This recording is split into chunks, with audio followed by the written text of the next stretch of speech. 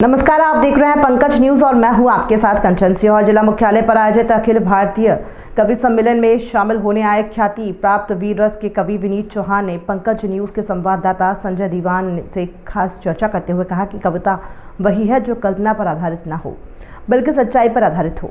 ऐसा उन्होंने खास चर्चा करते हुए बताया कि उनके द्वारा एक कविता लिखी गई है, सैनिक की चिट्ठी, जो कि सच्चाई पर आधारित है। ये कविता कारगिल युद्ध से जुड़ी हुई है। इस दौरान कवि ने चर्चा करते हुए कहा कि उस दौर में जब कारगिल युद्ध चल रहा था, उन्होंने नज़दीक से वो समय देखा है कि किस प्रकार से एक सैनिक अपने देश की रक्षा के लिए तन मन धन से सब कुछ समर्पित कर देता है। इसके साथ ही कवि ने चर्चा करते हुए कहा कि उनकी कविताएं आम जनमानस को प्रेरणा देती हैं।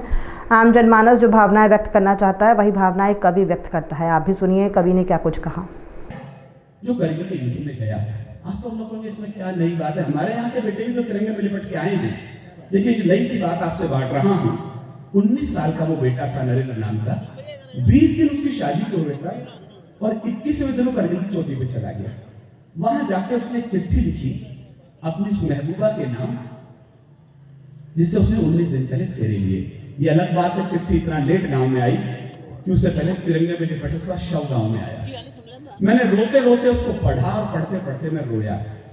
उसमें एक शेर लिखा था, शेर तो पता नहीं बहर में है कि नहीं है, खारिज है, मुझे नहीं पता, लेकिन सच मानिएगा मैंने खुद खड़े होकर उसके लिए तालियां बजाई। जो उस बच्चे ने लिखा, उसने लिखा, यूं तो तुम्हारे इश्क पर ये जान भी कुर्बान है।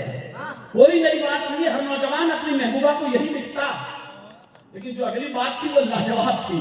उसने लिखा, यूं तो तुम्हारे इश्क पर ये जान भी कुर्बान है और मादरे वतन पे अपना इश्क भी कुर्बान है।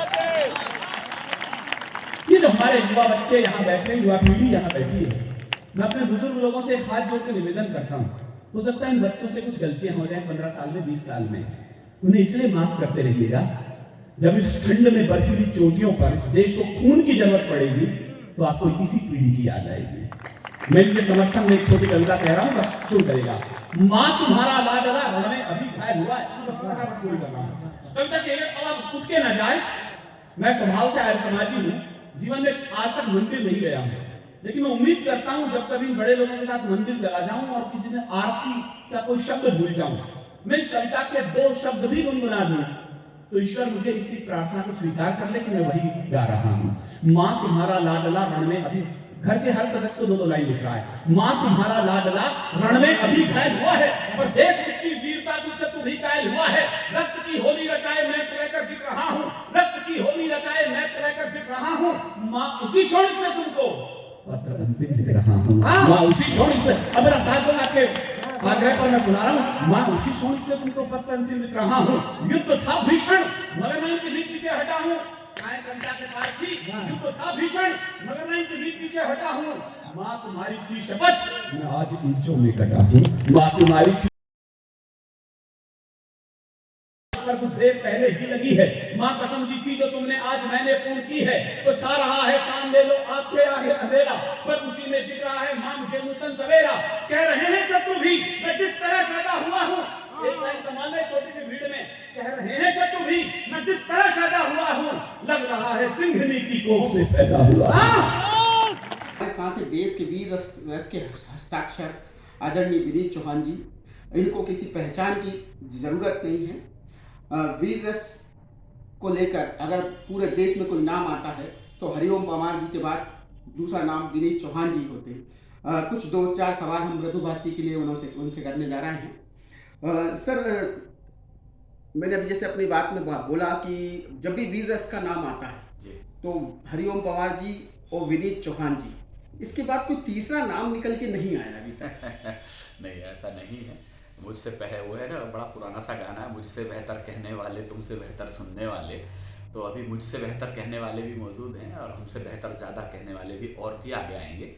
जहाँ तक वीरस का सवाल है, भाई वेदव्रत वाजपेयी मुझसे पहले देश के बड़े महनीय कवि रहे, जगदीश सोलंकी जी रहे हैं, और नई पीढ़ी में भी अशोक चारण हैं, आशीष नल मेरे साथ के कवि हैं, बहुत सारे कवि हैं, शशिकांत भैया आप एक क्षेत्र से हैं।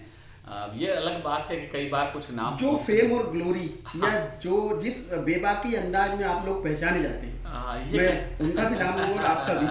ये बात सही है आपकी कि कुछ तेवर हर कवि का अलग अलग होता है कहने का। जगदीश भाई साहब बहुत सलीके से किसी बात को कहते हैं, हम थोड़ा और बेबाकी से कहते थे, हमारे कुछ मित्रों से और ज़्यादा तीखेपन से कहते हैं। अब जनता को इसमें से क्या पसंद आ जाता है, जैसे कहते हैं ना, किसी शोरूम में आप जाएं और आपको जो अलग अलग तरह के कोट पैंट दिखाए जाएं, अब ये तो ग्राहक पर डिपेंड करता है कि उसे शेरवानी पसंद आती है या कोट पसंद आता है, जैकेट पसंद आती है। लेकिन ये मेरा सौभाग्य है कि यदि मुझे आप लोग, श्रोता लोग, पाठक लोग पसंद करते हैं तो इसे मैं माँ सरस्वती की कृपा मानता हूँ। सर, एक सवाल और है कि वीर रस तो बहुत बार सुना है, लेकिन आपने एक नए रस का मतलब आविष्कार किया है, जिसे विद्रोह रस किए थे। मतलब और मैं थोड़ा शब्द ठीक कर देता हूँ, आपका विद्रोह अपनी जगह ठीक है। हमारे डॉक्टर उमले जी कहते थे कि विनीत जागरण रस का कवि है, जिसने अब जागरण को और थोड़ा सा तीखा कर दें तो उसे विद्रोही तेवर कहेंगे। दरअसल क्या है कि पुराने समय में जो वीर रस के सामने जो चिंतन था वो था अकबर का, अंग्रेजों का, मुगलों का। अब हमारे सामने वो नहीं है, अब हम स्वतंत्र हो गए हैं। तो अब हमारे सामने कौन है? हमारी राजनीति है, हमारी व्यवस्था है, हमारे नेता हैं, हमारी पुलिस है, हमारा भ्रष्टाचार है। तो इसको हम ये तो नहीं कह सकते वीर तुम बड़े चलो, वीर तुम बड़े चलो, श्यामनारायण पांडेय दिनकर जी की भाषा में। ये भाषा है वो विद्रोह है, वरना वीर रस तो का जो स्थायी भाव है वो तो उत्साह है। अब उत्साह नहीं आता, हमारी कविताएं उसमें क्रोध आता है पब्लिक को कि यार ये बात तो हम कहना चाहते थे जो विनीत चौहान कह रहे हैं या हरिओम पंवार कह रहे हैं। जो जन की भाषा है उसे यदि हम कह रहे हैं तो जागरण की भाषा हो गई, विद्रोह की भाषा हो गई।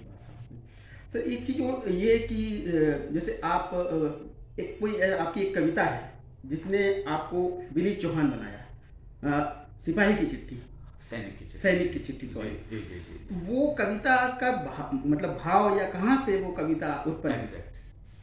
मेरी यदि एक या दो कविताएं गिनी जाएंगी, 35 वर्ष हो गए मुझे मंचों पर लिखते हुए और आते हुए, लेकिन जिन एक दो कविताओं के कारण मुझे हिंदी साहित्य में, हिंदी कवि सम्मेलन की दुनिया में, या आप जैसे श्रोता और पाठकों की दुनिया में, दर्शकों की दुनिया में मुझे याद किया जाएगा, तो उसमें सैनिक की चिट्ठी एक है। जिस समय करगिल युद्ध चल रहा था उस समय मैंने ये सब दृश्य देखे, लोग आ रहे हैं, रो रहे हैं, कंधा दे रहे हैं लोग बाग, उनके पिता की क्या स्थिति है, माँ की क्या स्थिति है। तो मैं इसको अंदर तक मैं भिगोता था रोज, और मैं इस कविता को लिखते समय रोया। मैं माँ बना, मैं पिता बना, मैं पुत्र बना, मैं पति बना, और गहरे तक मैंने महसूस किया कि ये पीड़ा है क्या किसी सैनिक के परिवार की। और सच मानिएगा 20 दिन तक मैं इस कविता को खुद नहीं पढ़ पाया, मंच की तो बात छोड़ो, मैं उसको वापस रीड नहीं कर पाया। उसके बाद मैंने इसे मंच पर उतारा, और चूंकि मैंने इसे अनुभव किया था, तो जितनी गहराई से मैंने अनुभव किया उतनी गहराई तक श्रोताओं तक पहुंची। और कविता वही अच्छी और सच्ची है जो आपने सचमुच में दिल से लिखी हो, जिसमें कल्पना कम हो, हकीकत ज़्यादा हो। इस कविता में हकीकत ज़्यादा है।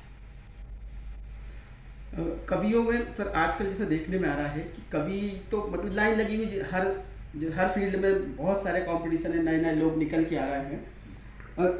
आपको मतलब जैसे वीर रस के लिए ही जाना जाता है, लेकिन बहुत कम लोग जानते हैं कि आप बहुत ही सॉफ्ट या डेलिकेट हृदय के मालिक हैं। आपकी बेटियों से आपका बहुत स्नेह है, और आप श्रृंगार भी बहुत अच्छा लिखते हैं। कुछ कविताएं मैंने सुनी हैं, लेकिन वो आपने मंचों तक नहीं पहुंचाई। हाँ, एक्चुअली क्या होता है, जैसे क्रिकेट को आप देखिएगा, जब आदमी क्रिकेट खेलता है, शुरुआत करता है विद्यार्थी जीवन में, या कभी सचिन ने शुरू करी होगी या मध्य प्रदेश के सभी जिलों और तहसीलों में अनुभवी संवाददाताओं की आवश्यकता है। पंकज न्यूज छोटी बड़ी सभी खबरों को प्रमुखता से दिखाने वाला चैनल है। चैनल से जुड़ने के लिए संपादक पंकज पंजवानी से 90